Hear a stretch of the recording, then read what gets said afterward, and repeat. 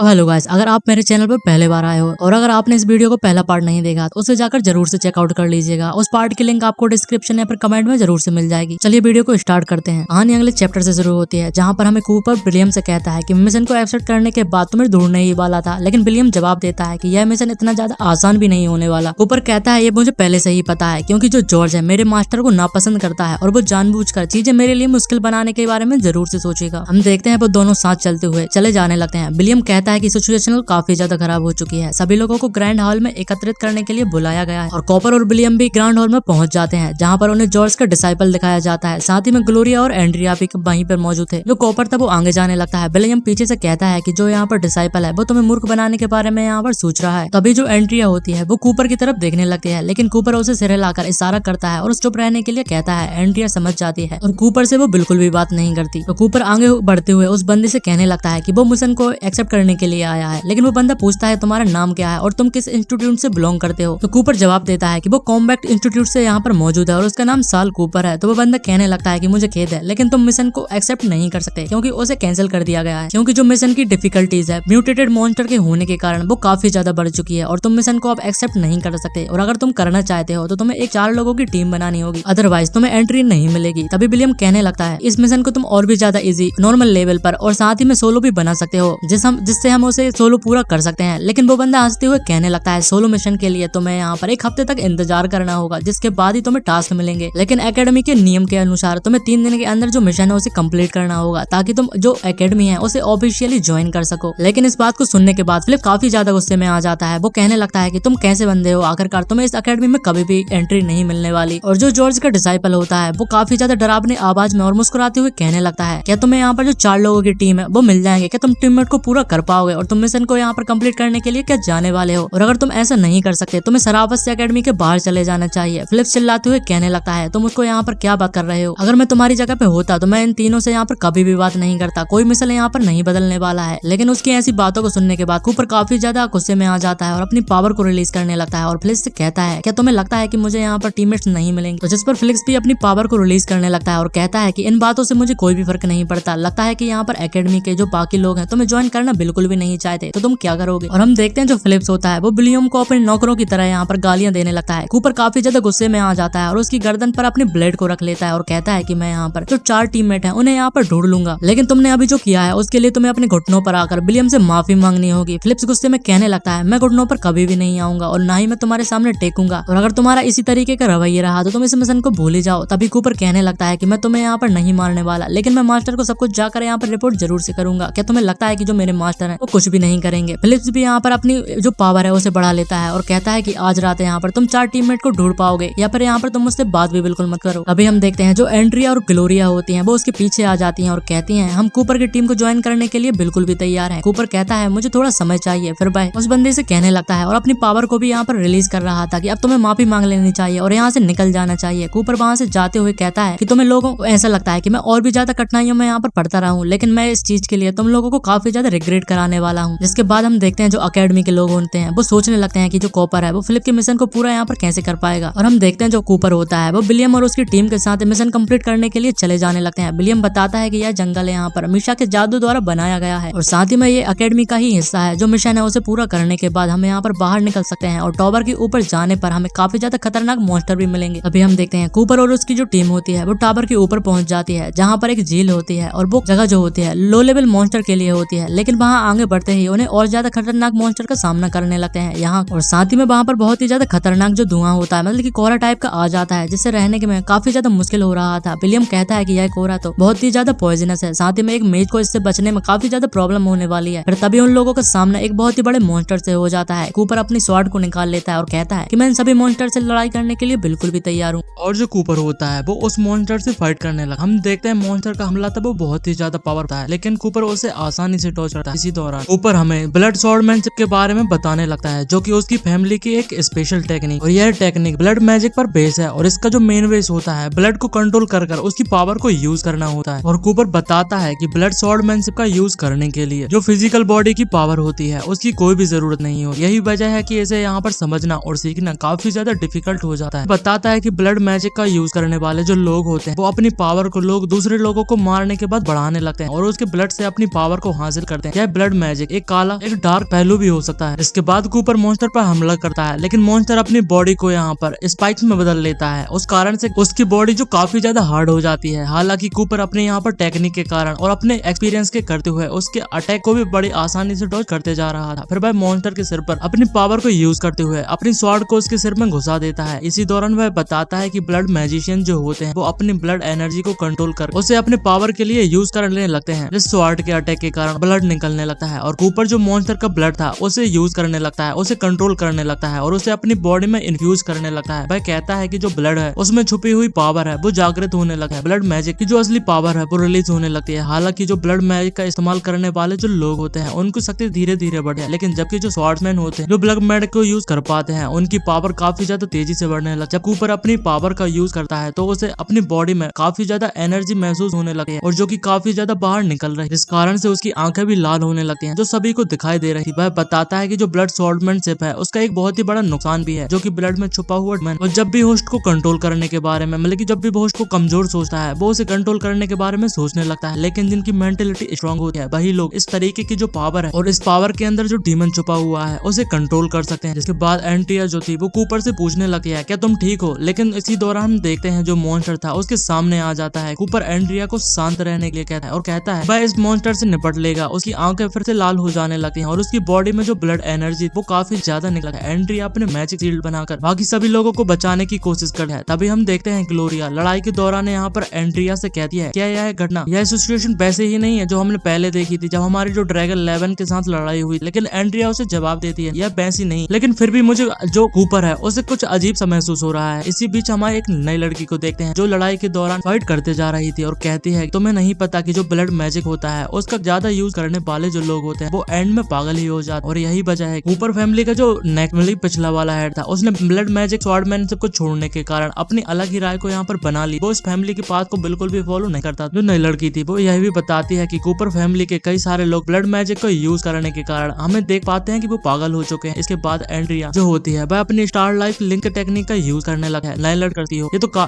जो वो लड़की होती है वो कहने लगती है तुम इतनी कम उम्र में इस तरीके का मैजिक भी यूज कर सकती हो। हम बताते हैं जो स्टारलाइट है उसके यूज करने के बाद कूपर के अंदर का जो ब्लड डीमन है वो सामने आ जाता है। डीमन हंसते हुए कहता है क्या कोई यहाँ पर ऐसा मौजूद है जो इस लड़के को बचाने के लिए अपनी जान को जोखिम में डाल सकता है। एंड्रिया उससे पूछती है कूपर कहाँ है और तुमने कूपर के साथ क्या किया। डीमन उससे जवाब देता है कि मैं अकेले ही कुछ नहीं कर सकता और ना ही मैंने उसे अभी कंट्रोल किया है। उसे कुछ भी ऐसा मैंने तो नहीं किया है, लेकिन उसने कुछ ऐसी चीज खा ली है जो उसे नहीं खाना चाहिए था। डीमन आगे आता है और कहता है कि जिसने मुझे बनाया है उसने कुछ घटिया चीज ने यहाँ पर मार डाला है। एंड्रिया जवाब देती है कि मैं उसे बचाना चाहती हूँ, क्या तुम मेरी मदद कर सकते हो। डीमन हंसने लगता है और कहता है कि तुम जैसे लोग यहाँ पर हमेशा दूसरों के लिए खुद को कुर्बान करने के लिए तैयार हो जाते हैं। अभी हम देखते हैं जो एंड्रिया होती है कूपर के जो बल्ट था मतलब कि माइंड बल्ट था उससे बाहर आ जाती है और स्टारलाइट को कूपर की बॉडी के अंदर ट्रांसफर कर देती है, जिस कारण से जो कूपर था वो अब होश में आ जाता है। और जो नई लड़की थी वो कहने लगती है इतनी कम उम्र में तुम इस मैजिक को और भी ज्यादा एनहेंस कर चुकी हो जो मुझे काफी ज्यादा हैरान कर रहा है। ग्लोरिया उसे बताती है कि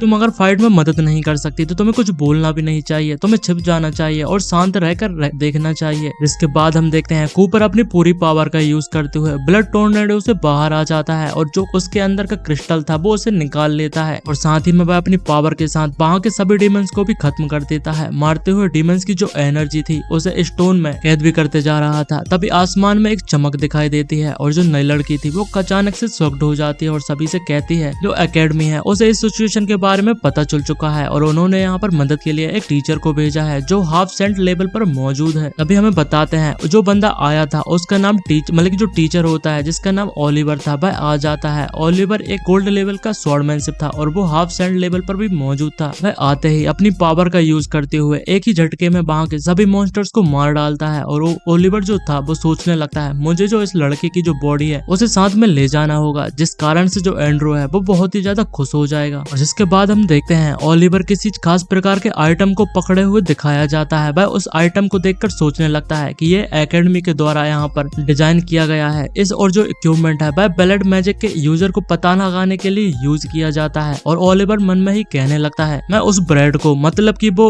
अपने जो एनिमी है मतलब कि जो ओलिवर है उसके बारे में बात कर रहा था, यानी कूपर के बारे में बात कर रहा था। वो बताता है कि मैं उसे आसानी से मार सकता हूँ। तभी हम देखते हैं कूपर और उसके साथ में जो स्टूडेंट्स मौजूद थे वो वहाँ पहुंचने लगते हैं। ओलिवर उन्हें देखकर सोचने लगता है, ऐसा लगता है कि जो कूपर की टीम के कुछ स्टूडेंट्स हैं वो बच गए हैं और कूपर को यहाँ पर हराना, उसे मारना और भी ज्यादा मुश्किल होते जा रहा है। और हम देखते हैं कूपर के साथ में जो स्टूडेंट मौजूद थे वो बहुत ही ज्यादा शॉक्ड हो जाते हैं और कहते हैं, टीचर ओलिवर आपने हमें यहाँ पर बचा लिया, आपका शुक्रिया, आपने इतने ज्यादा मॉन्स्टर्स को अकेले ही मार दिया है, आप काफी ज्यादा अमेजिंग है। यह चीज को सुनने के बाद जो ओलिवर था वो काफी ज्यादा शॉक्ड हो जाता है और अपनी तलवार को निकालने के बाद में अन्नी में सोचने लगता है, ये लोग मुझे एक अच्छा टीचर समझते हैं लेकिन इन्हें क्या पता है मेरे रहस्यों के बारे में। अगर उन्हें इस बारे में पता चल जाता है तो क्या वो उसके बाद भी मुझे पसंद करने वाले हैं। लेकिन थोड़ी ही देर बाद जो कूपर था उसे अजीब सा महसूस होने लगता है और उसके चेहरे से पसीना आने लगता है। वह कहता है, यह तो मर्डर अटेम्प्ट है। अभी हम ओलिवर को देखते हैं, वह सीधे कूपर के ऊपर अपनी स्वॉर्ड से हमला कर देता है। पीछे से विलियम उसे यहाँ पर सतर्क रहने के लिए कहने लगता है। ओलिवर अपने मन में सोचता है और कूपर से कहने लगता है कि तुम्हें इस बात का तो गर्व होना चाहिए कि तुम मेरे जैसे एक हाफ सेंट लेवल के व्यक्ति से यहाँ पर मारे जाने वाले हो, मेरे जैसे व्यक्ति से हारे जाने वाले हो। और वो बताता है हाफ सेंट लेवल का मतलब यह होता है कि कोई व्यक्ति जो गोल्डन स्वॉर्डमैनशिप हो लेकिन वो सेंट लेवल की अटैक को भी यूज कर सकता हो, जो कि सेंट लेवल के एक स्टेप नीचे हो, उसे हम हाफ सेंट लेवल भी कह सकते हैं। तभी कूपर ओलिवर को यहाँ पर इंटर एनर्जी से मूवमेंट को यहाँ पर लर्न करने लगता है और सोचता है, अगर मैं इसकी जो टेक्निक्स है उन्हें समझ लेता हूँ, उन्हें लर्न कर लेता हूँ तो फ्यूचर में मैं उन्हें भी कॉपी कर पाऊंगा। इसके बाद वह अपने चारों साइड से एक शील्ड बना लेता है और जिसके बाद हम ओलिवर को देखते हैं वो पीछे से हट जाता है और कहता है कि मुझे थोड़ा पीछे हट जाना चाहिए। तभी जो विलियम था ओलिवर के पीछे अचानक आ जाता है और सडन अटैक कर देता है। ओलिवर काफी ज्यादा सरप्राइज था और कहता है कि अब मुझे ऐसा लगने लगा है जो कूपर है उसे हराना इतना ज्यादा आसान भी नहीं है और विलियम के जो अटैक्स हैं उन्हें रोक पाना भी काफी ज्यादा मुश्किल होते जा रहा है। जो ओलिवर था वो काफी ज्यादा स्ट्रगल कर रहा था। जिसके बाद जो ओलिवर था वो काफी ज्यादा स्मार्ट था, वो अपने एक अटैक को ऐसा अटैक करता है जो कि सादा जाकर पानी में गिर जाता है और पानी को हिट करता है। जिसके बाद हम देखते हैं पानी के अंदर खतरनाक टाइप की वाइब्रेशन होने लगती है और एक यहाँ पर बहुत ही ज्यादा डेंजरस डीमन प्रकट हो जाता है जो कि एक ड्रैगन टाइप का लग रहा था, हाइड्रा ड्रैगन टाइप का। डीमन को देखने के बाद जो ओलिवर था वहां से भागकर सोचते हुए लगने लगता है और वह अपनी प्रेजेंस को छुपा लेता है। और जो ओलिवर था वह सोचता है जो स्टूडेंट्स थे वो उन्हें मेरे लिए खुश हो जाना चाहिए कि मैं उनके लिए जो रियल टाइप की बैटल है उसकी यहाँ पर सिचुएशन को क्रिएट कर रहा हूँ। तभी जो यहाँ के स्टूडेंट मौजूद थे वो डीमन के ऊपर हमला करने के बारे में सोचने लगते हैं और कहते हैं क्या हम इससे फाइट कर पाएंगे। उन्हें काफी ज्यादा डर भी लग रहा था। ओलिवर जो है, जो हमारा टीचर है, वो क्या हमें मारना चाहता था, पर एक जो छात्र था वो कहने लगता है नहीं, जो ओलिवर टीचर है हमारा वो इस तरीके का कोई भी व्यक्ति नहीं है उसे भागने के लिए लेकिन जो मैजिक का इस्तेमाल किया था। तभी कुछ स्टूडेंट काफी ज्यादा डर जाते हैं और वो कहते हैं कि वो यहाँ पर मरना नहीं चाहते, उन्हें अपने परिवार को जो पैसे हैं उन्हें कमा कर देने हैं, वो अपने परिवार के साथ में रहना चाहते हैं। वहीं कुछ और भी स्टूडेंट थे जो अपनी स्वॉर्ड को बाहर निकाल कर और ऊपर कर कहने लगते हैं मैं अपनी आखिरी सांस तक यहाँ पर लड़ना चाहूंगा, मैं ऐसे पीछे नहीं हट सकता। जिसके बाद हम देखते हैं जो डीमन था वो काफी ज्यादा भयानक था और जो स्टूडेंट्स थे उनकी तरफ बढ़ने लगता है। कूपर विलियम से कहता है अपनी पूरी पावर का इस्तेमाल करो, हमें जो डीमन है उसे यही रोकना होगा। ग्लोरिया अपने मैजिक से एक दीवार बना लेती है जिससे हम डीमन के अटैक को रोक सकते हैं। हम आगे देखते हैं कूपर विलियम को यहाँ पर क्रिस्टल मांगता है जिससे उन्होंने इस मिशन के दौरान हासिल किया था। विलियम उसे क्रिस्टल देते हुए कहता है कि यहाँ पर मेरे पास कुछ ज्यादा क्रिस्टल नहीं है और यह एक ट्रायल मिशन है तो हमें इसे कंप्लीट करना ही होगा और इसके लिए हमें इस डीमन को भी मारना होगा, अदरवाइज हम इस ट्रायल में फेल हो जाएंगे। कूपर इस क्रिस्टल का उपयोग करते हुए हमें बताता है कि वो उसकी तैयारी करने लगता है और कहता है कि वह ब्लड स्वॉर्डमैनशिप की टेक्निक को यूज करने वाला है और इस कारण से अगर जो डीमन है वो उसकी बॉडी को कंट्रोल कर लेता है तो वह सेंट लेवल की टेक्निक जो है मैजिक टेक्निक उसे शॉर्ट टाइम के लिए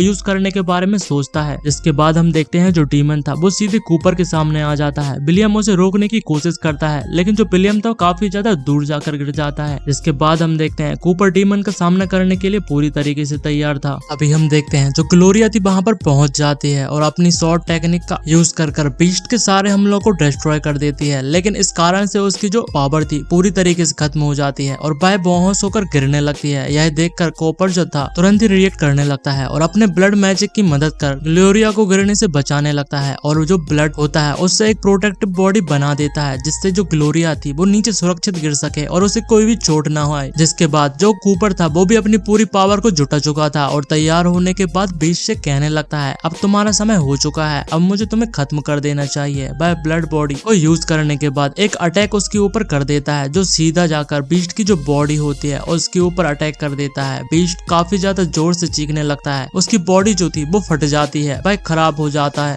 और जो बीस्ट बीस्ट था वो हारा जाता है कि कूपर सोचने लगता है ये कितना ज्यादा आसान था। बीस्ट को हराने के बाद हम देखते हैं जो टीम के बाकी सभी जो मेंबर्स थे उनकी जो सिचुएशन थी वो काफी ज्यादा खराब हो जाती है। एक जो स्टूडेंट था वो बहुत ही ज्यादा घायल हो चुका था। वो जैसे तैसे खड़ा होता है और कूपर को देखने लगता है और कहता है कि तुम्हें यहाँ पर सचमुच में बहुत बड़े वाले इविल व्यक्ति हो, ब्लड मैजिक का तुम यूज करने वाले व्यक्ति हो। तुम्हें क्या लगता है कि हम लोग तुम्हें इतनी आसानी से जाने देंगे? और तुम्हारे इसी इविल नेचर की वजह से तुम्हें फैमिली से भी निकाल दिया गया था। तुमने अपने भाइयों को भी चोट पहुंचाई थी। तुम एक यहाँ पर फैमिली में ट्रेटर के नाम से जाने जाते हो। जैसे सुनने के बाद जो लुई था, मतलब कि जो बंदा बोल रहा था, उसका दोस्त उसे चुप रह जाने के लिए कहता है और उसे शांत करने की कोशिश करता है। लेकिन तभी हम देखते हैं जो टीम के बाकी सभी मेंबर्स थे वो अपनी यहाँ पर जो गलती थी उसे स्वीकार करने लगते हैं और कॉपर से भी माफी मांगने लगते हैं। वो कहते हैं कृपया हमें माफ कर देना, जो भी हमने पहले किया था, जो भी हमने तुम्हें एरोगेंस बताई थी, उन सभी के लिए हम माफी मांगते हैं और हमें तुम्हारे ऊपर बिल्कुल भी भरोसा नहीं किया था। हमें स्टार्टिंग से तुम्हारे ऊपर बिल्कुल भी भरोसा नहीं था। अभी उनके सामने कुछ और ही हो जाता है। जो नई लड़की थी एक तरीके से इशारा करते हुए कहने लगती है जरा वहां पर देखो गाइस। कूपर उस तरीके से देखने लगता है और अपनी ब्लड विजन का यूज कर देखता है। वो देख पाता है बहुत सारे जो बक्स होते हैं वो एक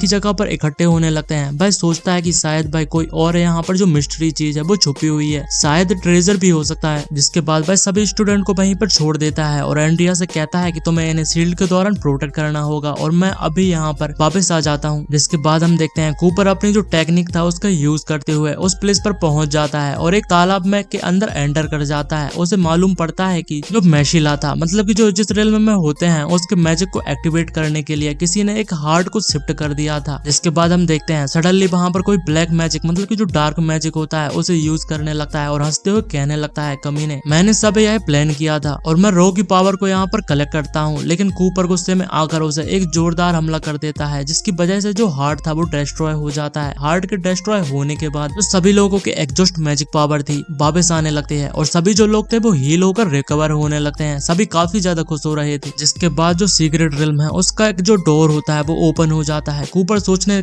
लगता है और उसे देखता है, कहता है कि यहाँ पर काफी ज्यादा एकेडमी की जो मिस्ट्रीज हैं वो छुपी हुई हो सकती हैं। इसके बाद हमें उसी गेट के पास एक टीचर को खड़ा हुआ दिखाया जाता है। अपने मन में वो सोचने लगता है कि ये सारी चीजें जो यहाँ पर हुई हैं वो बाहर नहीं फैलनी चाहिए, वरना जो रॉयल हाइनेस है उन्हें एकेडमी को टेक ओवर करने में काफी ज्यादा प्रॉब्लम हो सकती है। और जैसे ही दरवाजा ओपन हो जाता है जो टीचर था वो अपनी पूरी पावर को इकट्ठा करते हैं। एकेडमी के जो स्टूडेंट होते हैं ये उनके लिए काफी ज्यादा डेंजरस सिचुएशन थी। लेकिन अब जो दरवाजा खुल चुका था तो जो सभी स्टूडेंट होते हैं वो काफी ज्यादा खुश हो जाते हैं और वो कहने लगते हैं शायद हमें यहाँ से निकल भी पाएंगे। एक स्टूडेंट तो काफी ज्यादा एक्साइटेड हो जाता है और एक्साइटेड होते हुए कहता है कि मैं और एक भी ज्यादा सेकंड यहाँ पर रुकना बिल्कुल भी नहीं चाहता। तभी हम एंड्रिया को दौड़ते हुए देखते हैं जो कूपर के पास आ जाती है। काफी ज्यादा चिंतित होकर पूछने लगती है कूपर, क्या तुम यहाँ पर ठीक हो? क्या तुम्हें कुछ हुआ तो नहीं? लेकिन कूपर मुस्कुराते हुए जवाब देता है, हाँ मैं बिल्कुल भी ठीक हूँ, मुझे कुछ भी नहीं हुआ। और जो उसकी हेल्थ थी वो पूरी तरीके से रिकवर हो चुकी थी। इसके बाद वो पानी के अंदर मिले हुए 2 आइटम को एंड्रिया को दिखाता है। जिसके बाद एंड्रिया जो थी वो उन आइटम को देखने के बाद अपने मन में सोचने लगती है यह क्रिस्टल बोतल और इसके अंदर जो मौजूद लिक्विड है वो एक डिजास्टर्स लेवल मैजिकल बीस्ट का पॉइजन लगता है और इसको यूज करने के लिए जो मतलब की बोतल है वो भी काफी ज्यादा रेयर लगती है। जिसके बाद अगर मैं एकेडमी में लौटूंगी तो मैं अपने टीचर को ये जरूर से दिखाऊंगी और मुझे लगता है उन्हें इस बारे में और भी ज्यादा जानकारी होगी। अभी बीच में विलियम बोलने लगता है। कॉपर के हाथ से वह क्रिस्टल बोतल को लेकर कहता है कि यह डिजास्टर लेवल के मैजिकल बीस्ट की जो बोर है कोर से बनी होती है और हमें ऐसा लगता है कि ज्यादा देर हमें यहाँ पर नहीं रुकना चाहिए क्योंकि हमारे जो मैजिक क्रिस्टल हैं वो भी खत्म हो चुके हैं। जिसके बाद एक स्टूडेंट कूपर के पास आ जाता है और कहता है कि मेरे पास कुछ मैजिक क्रिस्टल बचे हुए हैं, इसे तुम अपना मिशन को पूरा करने के लिए इस्तेमाल कर सकते हो। और भी ज्यादा जो स्टूडेंट है वो अपनी परमिशन को दे देते हैं और सोचने लगते हैं कि हमें इस चीज को दे देना चाहिए। और कूपर भी सोचने लगता है जो सभी स्टूडेंट है उन्होंने कूपर को एक्सेप्ट कर लिया है तो कूपर भी उन्हें एक्सेप्ट कर लेता है। तभी जो दरवाजा होता है वो टाइम से पहले खुल जाता है और जो स्टूडेंट थे वो तेजी से बाहर जाने लगते हैं। तभी कूपर को अचानक से एहसास होने लगता है कि कुछ न कुछ तो यहाँ पर गड़बड़ है और वो काफी ज्यादा केयरफुल हो जाता है। ओलिवर अचानक से फिर से उसके ऊपर हमला कर देता है लेकिन कॉपर अपने जो ब्लड स्पेस टेक्निक थी उसका इस्तेमाल करने के कारण ओलिवर के अटैक से आसानी से बच जाता है। लेकिन एंड्रिया जो थी वो काफी ज्यादा फिर से चिंतित में हो जाती है और कॉपर से पूछने लगती है, कॉपर क्या तुम यहाँ पर ठीक हो? और वहीं जो ग्लोरिया थी वो उसकी मदद के लिए आगे आ जाती है। ओलिवर गुस्से से चिल्लाता है और कूपर से कहता है कि तुम्हें मरने के लिए तैयार हो जाना चाहिए और उन दोनों के बीच में जोरदार टकराव होकर फाइट होने लगती है जिसमें दोनों ही दूर जाकर गिरते हैं। इसी दौरान कूपर के पास जो क्रिस्टल बोतल थी वो गिर जाती है। तभी एक और टीचर वहाँ पर आ जाता है जो उन दोनों की लड़ाई को रोक देता है और ओलिवर से पूछता है कि क्या तुम्हें पता भी है कि तुम क्या करने की कोशिश कर रहे थे। ओलिवर गुस्से में जवाब देने लगता है कि मैं इस कमीने को तो यहाँ पर खत्म कर देना चाहता था, क्योंकि इसी ने जो सीवरेटल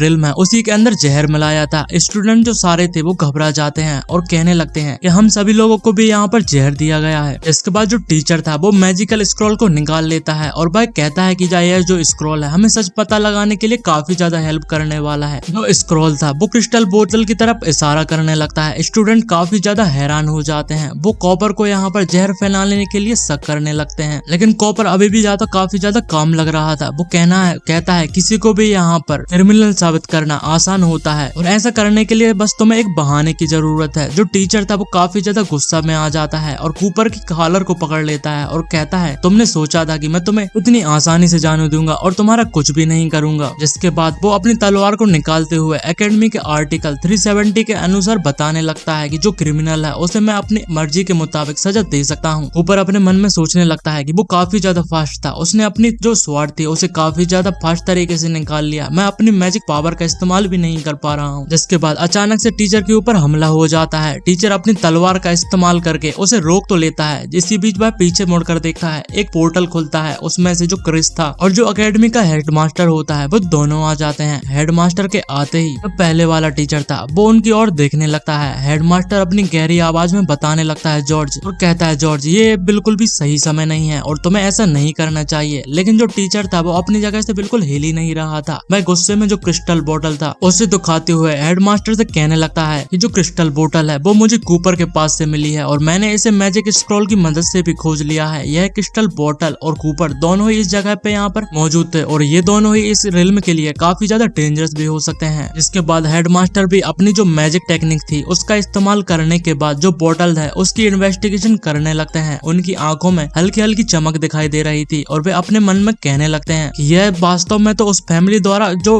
क्रिएट की गई जहर की बोतल है, आखिरकार इस जगह पर कैसे मौजूद हो सकती है। और इस चीज को तो स्पेशल रूप से जो मैजिकल मैजिशियन होते हैं टैलेंटेड, उन्हें डिस्ट्रॉय करने के लिए बनाया गया है। यह काफी ज्यादा सिचुएशन को और भी ज्यादा बढ़ा सकता है। जिसके बाद जो हेडमास्टर थे वो धीरे धीरे गहरी सांस को लेते हैं और कहने लगते हैं जो बोतल है वो बिल्कुल भी यहाँ पर जो टेस्टिफाई है वो नहीं करता कि कूपर ही यहाँ पर दोषी हो सकता है। हमें इससे पहले पीछे की जो इनकी सच्चाई है, ट्रू मीनिंग है, उससे पता लगाने के लिए और अच्छे से गहराई से इन्वेस्टिगेशन करनी होगी और इसके लिए हम उन्हें तुरंत ही यहाँ पर सजा नहीं दे सकते। जो जॉर्ज था वो काफी ज्यादा गुस्से में आ जाता है, लेकिन हेडमास्टर के आदेश का उसे पालन तो करना ही पड़ेगा और जिसके बाद उसके पास कोई ऑप्शन नहीं रह जाता। भाई कूपर और ओलिवर को दोनों को इशारा करते हुए कहता है कि इन दोनों को कैद कर लिया जाए और एकेडमी के जो रूल्स एंड रेगुलेशन है उनका पालन करते हुए इनसे पूछताछ जो इन्वेस्टिगेशन है जरूर से होगी। जिसके बाद सीन शिफ्ट हो जाता है। हम डंजन में देखते हैं वहाँ पर कूपर और ओलिवर दोनों को रखा गया था। कूपर को पीठ पर काफी ज्यादा जख्म होते हैं और कोई उसे दवाई लगाते हुए कहता है कि यह जहर के यहाँ पर रॉयल फैमिली द्वारा इस्तेमाल किया जाता है और ऐसा लगता है कि यह रॉयल फैमिली की साजिश भी हो सकती है जिसका हिस्सा तुम्हें बनाने की कोशिश की गई है। यकीन मानो मुझे तो ये जो सेकंड प्रिंस है उनकी चाल भी लग रही है। ऊपर उनकी बातों को सुनते हुए कहने लगता है कि मैं इस साजिश का बिल्कुल भी हिस्सा नहीं बनने वाला और ये तो मेरे ऊपर इंजाम लगाने वाले हैं, ये मैं बिल्कुल भी नहीं सह ले सकता। मुझे जो सेकंड फ्रेंड्स है उसे खत्म करना होगा। वहीं दूसरी ओर ओलिवर अपने जेल की सलाखों के पास आकर कूपर से कहने लगता है तुम एक मूर्ख हो, रॉयल फैमिली की सुरक्षा करना तो मेरी ड्यूटी है, लेकिन ऐसा लगता है तुमने खुद ही अपनी जो मौत है उसे बुला लिया है। हम देखते हैं कूपर उसकी बातों को ध्यान से सुन रहा था और जिसके बाद कहने लगता है तुम्हारा जो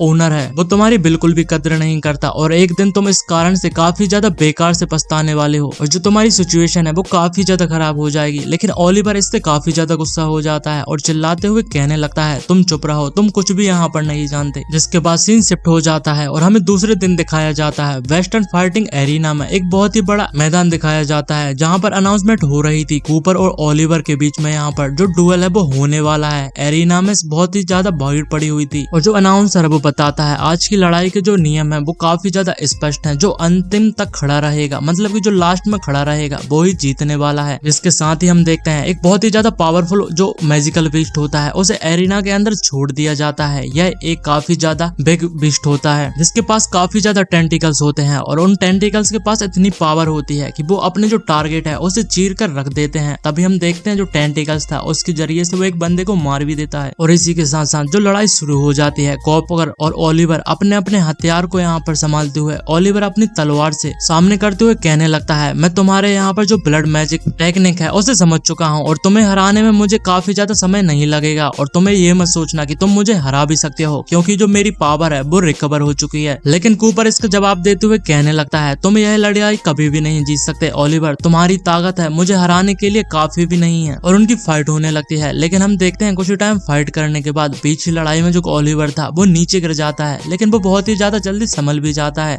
अभी जो मैजिकल बीस्ट था वो दोनों के ऊपर एक साथ अटैक करने लगता है, क्योंकि उसके पास काफी ज्यादा टेंटिकल्स मौजूद थे। कूपर इस हमले से बचते हुए ओलिवर की तरफ यहाँ पर पलट कर कहने लगता है, क्या तुम्हें यहाँ पर तुम्हारी जो वफादारी है उसकी कीमत तो तुम्हें छुपानी होगी। लेकिन जो ओलिवर था वो अभी भी चुप रहने के लिए कहता रहा। लेकिन तभी जो मलिक प्रिंस होता है उसका एक आदमी ओलिवर को जबरदस्ती जो पॉइजन होता है उसे पीने के लिए कहता है, तो ओलिवर यहाँ पर काफी ज्यादा टूट जाता है। पॉइजन पीने के बाद हम देखते हैं लेकिन उसकी काफी ज्यादा पावर बढ़ जाती है, लेकिन भाई धीरे धीरे अपने होश को भी खोने लगता है। उसकी बॉडी के ऊपर उसका कंट्रोल जाने लगता है, वो एक बीस्ट टाइप का बनने लगता है। ओलिवर जो पॉइजन था उसके असर से बेकाबू हो जाता है और यहाँ पर मैजिकल बीस्ट पर पूरी ताकत से हमला कर देता है। इसी बीच हम देखते हैं जो बीस्ट था अपने टेंटिकल की मदद से ओलिवर के आर पार कर देता है। ओलिवर काफी ज्यादा जोर से चिल्लाने लगता है, शायद मेरी मौत तो यहाँ पर प्रिंस के जो गुस्सा है उसे शांत कर देगी। और भाई कूपर से कहने लगता है काफी ज्यादा दर्द भरी आवाज में, क्या तुम मेरी माँ को यहाँ पर बचा पाओगे, क्या तुम मेरी माँ को बचा सकते हो। लेकिन कूपर उसकी ऐसी हालत को देखकर काफी ज्यादा चुप रहता है। लड़ाई खत्म हो चुकी थी। प्रिंस अपने सैनिकों से कहता है कि जो ओलिवर है उसने हमें काफी ज्यादा नाराज किया है। लेकिन ओलिवर की जो माँ थी जो ऑडियंस में मौजूद थी वो इस तरीके से देखकर काफी ज्यादा रोने लगती है कि उसका बेटा जो ओलिवर था वो मारा जा चुका था। आगे जो क्रिस्टल कोर होता है वो सीधे ओलिवर के हार्ट के साथ कनेक्ट हो जाता है ओलिवर को, जिस कारण से काफी ज्यादा पेन हो रहा था। और वो कूपर से कहने लगता है, कूपर तुम्हें मेरी माँ को बचाना होगा। तभी कूपर कहता है कि तुम्हें यहाँ पर इसी वजह से जो सेंड्रो है उसके कुत्ते बन चुके थे। तभी जो क्रिस्टल होता है वो ओलिवर की बॉडी के अंदर चला जाता है और जाते हुए कूपर शर्त रखने लगता है, अगर तुम यहाँ पर मर जाते हो तो तुम्हारी किसी फैमिली के मेंबर को बचाने के लिए कोई भी मदद नहीं करने वाला, तो फिर तुम क्या करोगे। और इतना कहते ही जो कूपर था ओलिवर की बॉडी के अंदर का जो क्रिस्टल था उसे डिस्ट्रॉय करता है और कहता है कि अपनी फैमिली का ध्यान रखो और अपना भी यहाँ पर ध्यान रखना चाहिए। तुम धीरे धीरे करके जो तुम्हारा उधार है वो तुम यहाँ पर चुकता कर सकते हो। कॉपर की जो स्वॉर्ड थी ओलिवर के अंदर की बॉडी के अंदर जो ब्लड एनर्जी थी उसे एब्जॉर्ब कर लेता है, जिससे वो ओलिवर की पावर को थोड़ा और भी ज्यादा बढ़ा देता है। और कूपर ओलिवर से बोलता है, ये ब्लड अंडरवर्ल्ड विलन का है जो धीरे धीरे तुम्हारी बॉडी के अंदर जो सारी चोटें हैं उन्हें रिकवर कर सकता है और तुम्हारी लाइफ को भी एक्सटेंड करने में मदद करेगा। अभी रेस्ट करो और अपनी चोटों को रिकवर करने की कोशिश करो। और उसी वक्त जो प्रिंस था वो कूपर से कहने लगता है, तुम इस डुएल के जो विनर हो वो बन चुके हो, तुम मुझे कोई भी रिवॉर्ड मांग सकते हो जो भी तुम चाहो। और तुम्हें क्या चाहिए, तुम अपनी गलतियों के लिए माफी भी मांग सकते हो या फिर तुम्हें कुछ और चाहिए। कूपर तभी कहने लगता है कि उसे इस मेड की जरूरत है और वो मेड को मांगता है। तो प्रिंस पूछता है, एक नौकरानी उसके क्वालिटीज क्या तुम्हें अट्रैक्ट कर सकती हैं। तभी प्रिंस का एक आदमी जो होता है मेड को ओलिवर की जो मदर होती है उसे नीचे झुकाकर अपने पैर से कुचलने लगता है। और जिसके बाद प्रिंस कहता है, तुम एक नेचुरल यहाँ पर ब्लड मैजिक कल्टिस्ट हो, क्या मैंने गलत कहा। जिसे सुनने के बाद जो प्रिंस का एक गार्ड होता है वो कूपर के ऊपर तुरंत ही अटैक कर देता है और उसे मारने की कोशिश करता है। लेकिन जो कूपर था वो अपनी स्वॉर्ड की मदद से उस अटैक को रोक देता है। और तभी अचानक से गेट जो दरवाजा था वो खुल जाता है, जहाँ पर ओलिवर और टीचर चेरस अंदर आ जाते हैं। ओलिवर की मदर उसे देखकर गले लगा लेती है और कहती है, मेरा बेटा तुम अभी भी जिंदा हो। और इस चीज को देखने के बाद जो प्रिंस था वो काफी ज्यादा इरिटेट हो चुका था और कहता है, ओलिवर तुम अभी भी जिंदा हो, तुम्हें तो मर जाना चाहिए था। वो बहुत ही ज्यादा गुस्से में आने लगता है। प्रिंस का जो गार्ड था ओलिवर के ऊपर अटैक कर देता है और उसे मारने की कोशिश कर रहा था, जिसमें उसका जो राज है वो किसी को पता न चले। लेकिन कूपर उसके अटैक को रोक देता है और प्रिंस को वार्न करता है कि तुम्हारी जो अथॉरिटी है वो यहाँ पर बिल्कुल भी काम नहीं आने वाली। तो प्रिंस टीचर चेरस को कहने लगता है कि क्रिस तुम यहाँ पर जो रॉयल गार्ड है उसके कैप्टन हो, जो किलर है उसने मुझे मारने की कोशिश की है, क्या तुम उसे नहीं मारोगे और खड़े होकर देखने लगोगे। जो टीचर चेरस था वो अपनी स्वॉर्ड से प्रिंस के गार्ड पर अटैक कर देता है और उसे मारकर गिरा देता है। साथ ही में कहने लगता है, मेरी लॉयल्टी जो है सिर्फ किंग के लिए है, तुम्हारे लिए नहीं, और तुम्हारे जो ऑर्डर है वो मेरे ऊपर बिल्कुल भी नहीं चलने वाले। इसके बाद जो टीचर चेरस था वो आगे एक बात को रिवील करते हुए ओलिवर और मैरून के कनेक्शन के बीच में कुछ सस्पिशियस चीजों को बताने लगता है और जिन्हों को यहाँ पर इन्वेस्टिगेट कर रहा है, और उस बारे में तुम क्या कहना चाहोगे। इस चीज को सुनने के बाद जो प्रिंस था वो अंदर ही अंदर काफी ज्यादा घबरा जाता है और सोचता है कि अगर ये बातें सामने आ गई तो मुझे यहाँ पर अरेस्ट कर लिया जाएगा और चीजें काफी ज्यादा बिगड़ चुकी थी और जो मेरा प्लान है वो कभी भी सक्सेसफुल नहीं हो पाएगा। कुछ वक्त बाद हम मैरून को देखते हैं जिसे बुलाया जाता है, ऊपर मैरून पर अटैक कर देता है। लेकिन लेकिन एक शील्ड उसके अटैक को ब्लॉक कर देती है। तब कूपर का ब्रदर एरोन एंट्री लेता है और कहता है कि मोरन एक यहाँ पर ब्राउन है, इसलिए तुम्हारे इस चीज के लिए तुम्हें उससे मांगना काफी ज्यादा जरूरी है। प्रिंस फाइनली कूपर को एक वार्निंग करते हुए कहने लगता है कि तुम एक हंटिंग डॉग हो और तुम्हें उसी तरीके से एक पिंजरे में डाल दिया जाना चाहिए, और अगर ऐसा कर भी देते हैं तो तुम कुछ भी नहीं कर पाओगे। जिसके बाद कूपर की काफी ज्यादा बेइज्जती हो जाती है, लेकिन वह उस प्लेस से आ जाते हैं। तो टीचर चेहरे से उसे देखकर कहने लगते हैं, आज तुम्हारे रिएक्शन को देखने के बाद मुझे काफी ज्यादा हैरानी हुई। उस कमीने कूपर फैमिली के लड़के ने तुम्हारे साथ यहाँ पर काफी बेइज्जती करने की कोशिश की है, फिर भी तुम उनके वर्ड्स को यहाँ पर इग्नोर करते रहे और गुस्से को यहाँ पर शांत कर लिया। कूपर अपने टीचर से कहने लगता है, आखिरकार मैं गुस्सा क्यों करूँ? मैंने पास्ट में उन सभी के बारे में यहाँ पर हरा चुका हूँ और उन सभी को अच्छे से जानता हूँ, लेकिन उनके पास एक जो शैडो है वो मौजूद है। जब तक वो शैडो उनके पास है तो वो कभी भी नहीं मर सकते, और जब तक वो जिंदा है तो जब तक वो जिंदा है तो कूपर फैमिली के जो सारे शैडो हैं उन्हें हमेशा के लिए सफर करना पड़ेगा। तभी चेरिस कहता है कूपर फैमिली के लोग उसे यहाँ पर अकेले कभी भी नहीं आने देंगे, शायद वो किसी के साथ यहाँ पर आया होगा। चेरिस फिर कहता है सेकंड प्रिंस यहाँ पर स्टूडेंट फेस्टिवल का इंचार्ज है, शायद वो अपनी टीम बना के जो पावर है उसे हासिल करना चाहता है, लेकिन वो इन सभी चीजों के लिए जो 7 बड़ी फैमिली है उन्हें जरूर यहाँ पर इन्वाइट करना पड़ेगा। सीन जो हो जाता है और हम देखते हैं कुछ लोग जो होते हैं कूपर के ऊपर अटैक कर देते हैं। एक बंदा कहता है ईविल कमीने यहाँ पर तुम्हें होली लाइट के नाम पर मैं यहाँ पर मार डालूंगा। दूसरा बंदा बोलने लगता है चेरिस इसके जो नकली चेहरा है उसे उपाड़ दो। कूपर उन लोगों से कहने लगता है इतनी बकवास करने की कोई भी जरूरत नहीं है, तुम्हें जैसे कुत्तों को यहाँ पर वो कभी काट नहीं सकते क्योंकि वो हमेशा भौंकते ही रहते हैं। कूपर अपनी स्वॉर्ड को उनके ऊपर अटैक कर रोक देता है और उनके ऊपर अटैक कर उन्हें गिरा देता है और कहता है न्यू स्टूडेंट एक्सचेंज सेरेमनी में तुम दोनों से ज्यादा टैलेंटेड लोग होंगे जो मेरे द्वारा हारे जाने का इंतजार कर रहे होंगे। कूपर अटैक करता है और दोनों अटैकर गिर जाते हैं। चेरिस हंसी में कहने लगता है कूपर तुम पहले से काफी ज्यादा बदल चुके हो, जो मेन हेडमास्टर एल्विस के साथ यहाँ पर तुम्हारी जो मीटिंग है उसे फिक्स कर दिया है और तुम्हें इसके लिए जाना होगा। हेडमास्टर तुम्हें कुछ यहाँ पर नया सिखा सकते हैं। और इसी के साथ जो सीन है वो शिफ्ट हो जाता है और एम्पायर अकेडमी का ग्रेट ट्रेनिंग ग्राउंड को दिखाया जाता है। हेडमास्टर एल्विस कॉपर को देखते हैं, तुम्हें यहाँ पर मुझे अपने स्ट्रॉन्गर अटैक को दिखाना होगा।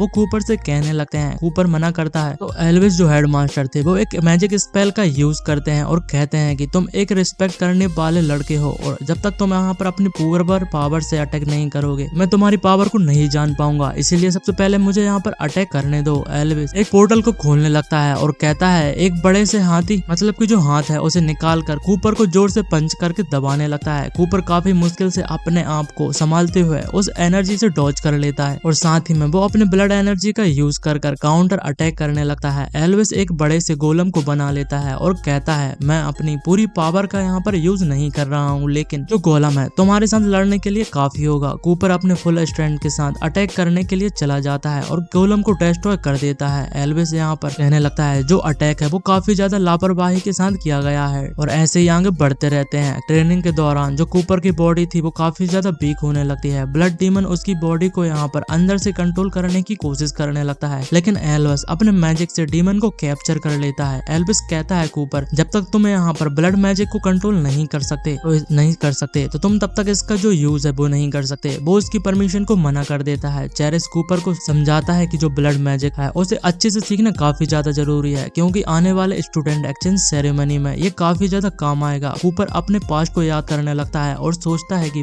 वो कैसे अपने परिवार और एकेडमी को प्रोटेक्ट कर सकेगा। सीन के एंड में हमें एक जो क्रो है वो कॉपर के ऊपर और चेरिस के ऊपर नजर रखते हुए दिखाया जाता है। बाद में वो क्रो एक लड़के रूप में बदल जाता है और कहने लगती है कि जो सेकंड प्रिंस के ऑर्डर के मुताबिक जो कूपर है हमें उसे ब्लड डीमन टेक्निक को यूज कराने से रोकना होगा। सीन शिफ्ट हो जाता है और हमें बताते हैं एकेडमी के लिए आज का जो दिन है वो काफी ज्यादा खास होता है क्योंकि ये दिन एकेडमी का न्यू स्टूडेंट टैलेंट सेरेमनी का दिन है और पूरा एकेडमी और आसपास के शहर के इस ग्रांड इवेंट को विटनेस करने के लिए सभी जो बंदे होते हैं काफी ज्यादा एक्साइटेड होते हैं। हर साल यहाँ पर नए नए स्टूडेंट अपनी पावर, स्किल्स और यूनिक एबिलिटीज को दिखाते हैं। यहाँ पर एक और खास बात यह है कि इवेंट के दौरान यहाँ पर एकेडमी के टीचर और रीजन के जो पावरफुल फैमिलीज भी होते हैं वो सभी लोग शामिल होते हैं, जिसकी ड्यूक की फैमिलीज और दूसरे इन्फ्लुएंशियल पावरफुल पर्सनालिटीज भी यहाँ पर मौजूद होती हैं। जिसके बाद इवेंट की जो ग्रांड शुरुआत होती है वो हो जाती है। प्रिंसिपल ने स्टेज पर आकर सभी लोगों को वेलकम किया। उन्होंने कहा हम हमें अपने न्यू स्टूडेंट के टैलेंट और एबिलिटीज को देखने का इंतजार है। ये सिर्फ एक सेरेमनी नहीं है बल्कि एक कंपटीशन है जिसमें सिर्फ जो बेस्ट लोग हैं वो ही सरवाइव कर पाएंगे। जो जीतेगा उसकी एकेडमी की स्पेशल टेक्निक्स के साथ साथ स्पेशल विश को भी फुलफिल करने का मौका मिलेगा। और जो इवेंट है उन्हें 2 पार्ट में डिवाइड किया गया है, पहला प्रिलिमिनरी राउंड और सेकंड एलिमिनेशन राउंड। प्रिंसिपल कहते हैं सभी स्टूडेंट को हाइड्रा मॉन्स्टर के सामना करना पड़ेगा। पहले राउंड में कंप्लीट होगा जब सभी लोगों के पास हाइड्रा का एक सर यहाँ पर मौजूद होगा। हाइड्रा मैजिकल बीस्ट है जो अपने रिजनरेशन एबिलिटीज के लिए जाना जाता है और इसके लिए काफी ज्यादा पॉपुलर भी है। और इसका सामना वही